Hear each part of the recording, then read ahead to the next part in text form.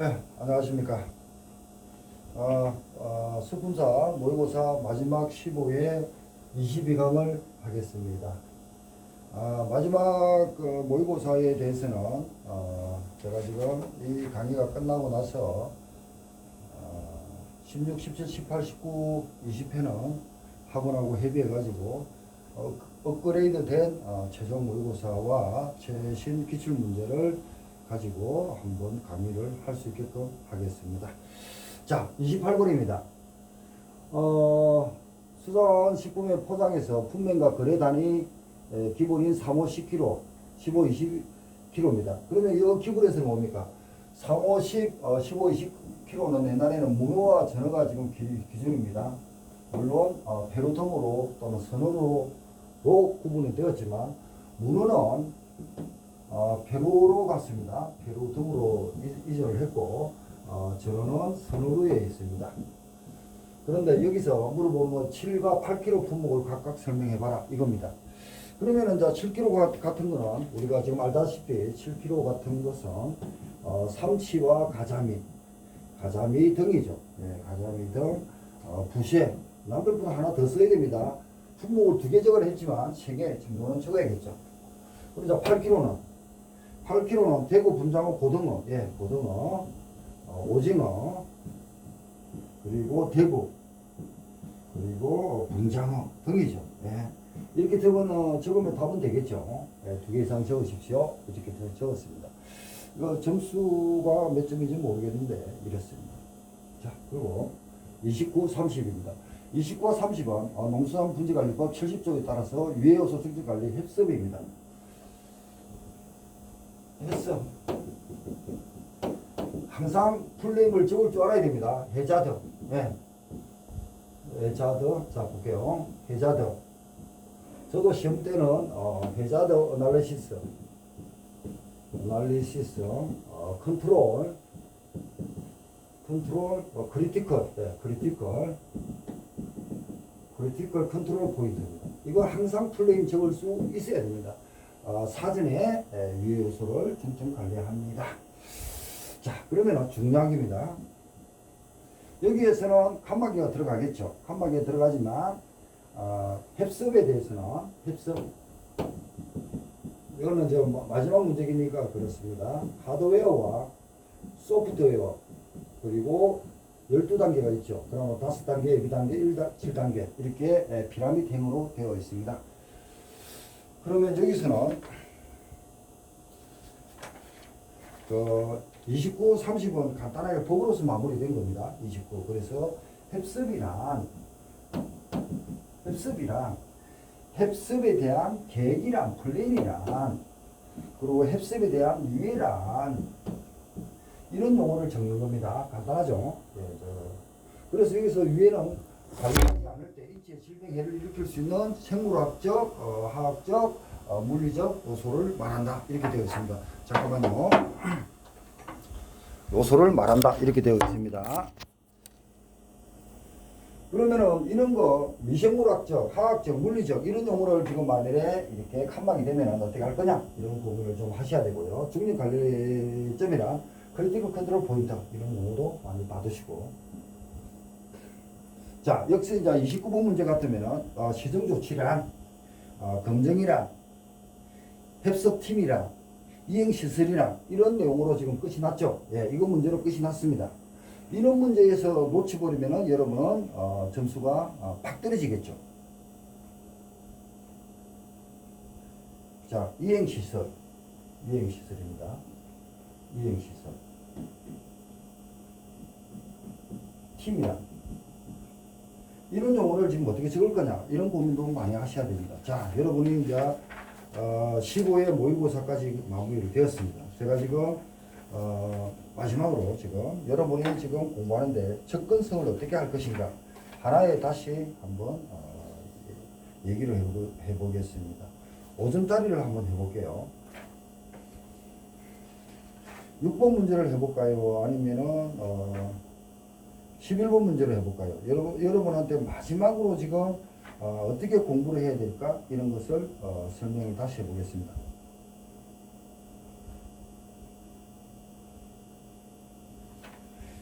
자, 여기서 지금 6번 문제를 한번 보겠습니다. 자, 마지막 끝났습니다. 지금 앞으로 공부할 때는 끝났지만 6번 문제를 마지막으로 한번 더 보겠습니다. 시간상 빨리 넘어왔습니다. 여러분이 이제 시험장에 들어갔습니다. 시험장에 들어갔으면 나는 지금 어떻게 남들보다 더 적을까? 5점짜리를 어떻게 적을까? 4점짜리를 어떻게 적을까? 이런 생각을 가지셔야 됩니다. 자, 6번 문제 볼게요. 통조림의 가공 공정이고 밀봉의 목적을 적으라고 했습니다. 그러면 일단 통조림이 나오면 통조림의 공정 과정을 적으셔야 됩니다. 물론 살쟁이, 탈기, 밀봉, 살군, 냉각, 검사, 포장, 이 단위를 포장 순수가 프로세스가 되겠죠. 이걸 먼저 적어놓고 그 다음에 이런 절차의 목적은 가공품의 공정 절차 뭐 이렇게 간단하게 적으면 되겠죠. 지금 핵심은 그거죠. 자, 밀봉입니다. 밀봉에 대한 밀봉의 절차 적고 4번 밀봉의 목적 이걸 적어야죠. 그러니까 단순하게 밀봉의 목적만 적어가지고 점수가 안 나온다는 겁니다. 왜? 5점짜리니까. 5점짜리는 항상 서론, 본론, 결론이라는 어떤 그런 형식으로 적어야 됩니다. 한 페이지에다가. 밀봉의 절차 및 기기 뭐 이렇게 해가지고 적으면 되겠죠. 밀봉의 목적은 1, 2, 3, 4 뭐 이 정도까지는 적어야 됩니다. 그러고 나서 마지막에 끝 이렇게 해야만이 5점을 받아낸다는 거죠. 밀봉의 목적은 탈기의 공정, 사후 처리, 마감 이렇게 적으면 되겠죠. 그리고 탈기의 공정에 관련된 진공도 유지. 자, 그러고 나서 외부, 내부의 미생물 침입 방지. 그러고 나서 대상 통조림 뭐 보존 등 끝 이렇게 적어야 됩니다. 만약에 끝 적고 나서 시간이 더 많다. 5번 관련성 이렇게 적으면 되겠죠. 관련성 하면 이 끝은 뒤로 빼면 되니까. 네. 그리고 밀봉기기는 여기 적었죠. 밀봉기기는 신명체육과 그리고 나서 1, 2 신명체육, 1롤, 2롤 등등 있죠. 그런 건 저 생각한 대로 적으면 됩니다. 요것만 당장 적어가지고 점수를 5점 확보하기가 힘들다는 겁니다. 자, 이 정도만 거의 마무리하는 단계에서 또 해보겠습니다. 자, 그러면 우리가 이제 이 15회 마지막까지 왔어요. 이제 마지막입니다. 이 법에 대해서 이렇게 많은 내용이 있잖아요. 그러면은 우리가 이 법하고 지금 1차 볼 때 1차 객관식에서 법이 있죠. 법이 다양합니다. 농수산물 품질관리법, 농수산물 유통가격안정법, 그리고 농수산물 원산지법, 그리고 식품공정 정을 지금 많이 배웠죠.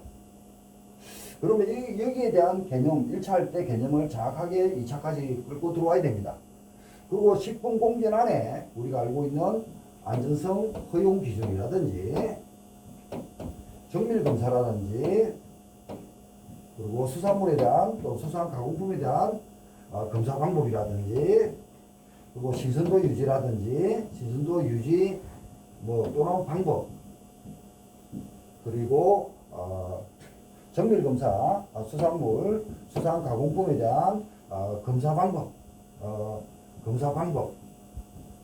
7, 8가지 식품공정 안에 들어갑니다. 그러면 식품공정의 아버지라는 거죠. 아버지의 엄마라는 거죠. 그 안에서 허용하는 치에서 우리는 식품의 안전 먹거리를 찾아내는 겁니다. 그러면 이제 법에 대해서는 농수산물 품질관리법, 품질관리법을 지금 보고 있죠. 그러면 1조는 지금 목적이 있고 있을 것이고 2조는 용어입니다. 항상 한 문제에 놓는다 했죠. 그러면은 3, 4조에 대해서는 뭡니까? 심의입니다. 한 문제 노조. 그럼 5조는요. 포준고객이죠. 포준고객. 그리고 14조는요. 품질 인정이죠. 인정품이죠. 그러면 32조는요. 지리적 부시죠. 그리고 56조는 유전자 변형이죠. 그 다음에 69조, 70조는 협습이죠. 예, 협습에 대한 얘기입니다. 그리고 88조 검사입니다. 그리고 96조 재검사입니다. 그리고 이제 104조 같으면은 명예감시원입니다. 큰 틀을 가지셔야 됩니다. 감시원. 그리고 이제 106조 이하 수분사가 탄생하는 거죠. 그러고 나서 벌칙 같은 거에 들어오죠. 이 전체적인 법에 대한 흐름을 가지시고 공부를 하셔야 됩니다. 자, 이렇게 해서 수분사 이론서 1차, 2차, 그리고 2차 이론서 등을 다 했습니다. 그러고 나서 이제 수하고 품질 관리에 대한 2차 개념에 대해서는 특산물이라든지 그리고 등급 구개 10가지, 특히 생물에 바뀐 것, 그리고 간능검사, 그리고 공장 심사 등록하는데 8가지 수분사가 들어간 것까지, 그리고 간능검사 많은 부위에서 신선 냉장부터 하는 거 준비하시고, 그리고 나서 정밀검사와 간능검사와 한천의 제일 강도까지 어떻게 할 것인가, 그리고 안전성 허용은 어떤 범위까지 공부를 해야 될 것인가, 다 강의를 했습니다. 문제풀이 할 때도. 그리고 나서 식품공정 어떻게 할 것인가, 그리고 수산물 가공품의 검사 방법 7, 8가지는 어떻게 할 것인가, 일반 생문서는 어떻게 할 것인가, 대장군 검사 방법은 어떻게 할 것인가, 기본서 강의를 충실히 하시면서 하시면은 합격은 지장이 없습니다. 그런데 적는 걸 안 하면은 아무 소용이 없습니다. 객관식은 찍는 거죠, 1차는. 근데 2차는 적는 겁니다. 제가 처음에 이 15회 모의고사를 하면서 처음에 1, 2, 3 할 때는 계속 적었죠. 서론본론 결론 하다가 나중에 8회 이후부터는 별로 적지 않았습니다. 왜 그랬을까요?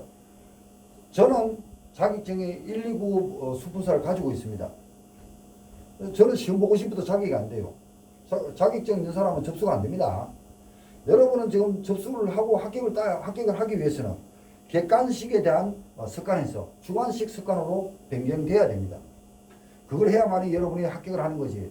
객관식식으로 공부를 주관식으로 들어가죠. 절대 시험 합격 못합니다. 열심히 해도 57, 58점으로 떨어집니다. 그러면 1, 2점 차이 때문에 60을 넘기지 못했기 때문에 합격을 못합니다. 제가 여러분한테 드리고 싶은 얘기는 합격하기 위해서는 제가 공부하고 저한테 강의를 들었기 때문에 그게 맞춰서 공부를 해주시기 바랍니다.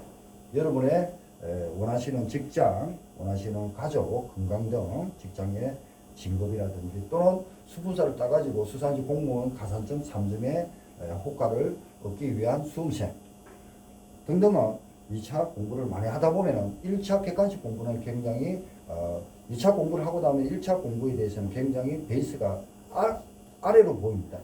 2차 공부가 그만큼 업그레이드 된 공부 방법이니까 그렇게 따라줘 주시기 바랍니다.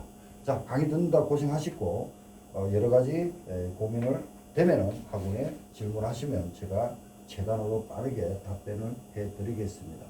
여러분의 원하시는 것 이루어 주시고 가정에 건강하시길 바랍니다. 다음 시간에는 모의고사가 아닌 업그레이드 된 16, 17, 18, 19, 20 정도 강의를 한번 학원하고 협의해가지고 강의해서 올리는 방향을 찾아보겠습니다.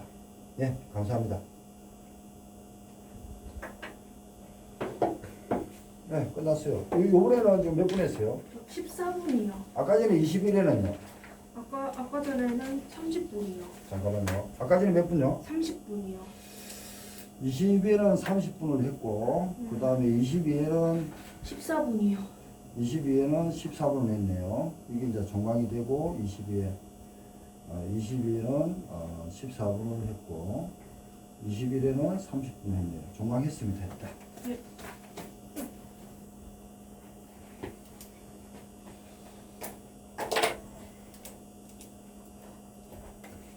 네. 예.